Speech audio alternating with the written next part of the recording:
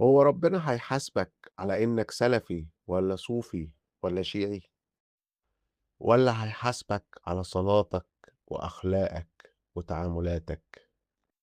خلّيني أقول لك حاجة، في حاجات في الدين ما فيش عليها أي خلاف، تعبد ربنا، تعمل عمل صالح، تكون إنسان كويس.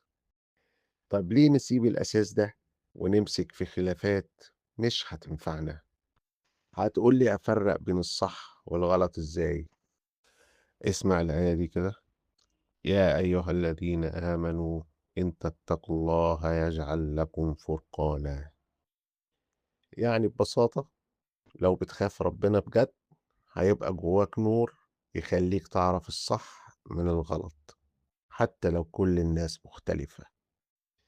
خليك مع ربنا وسيب كل حاجة تانية.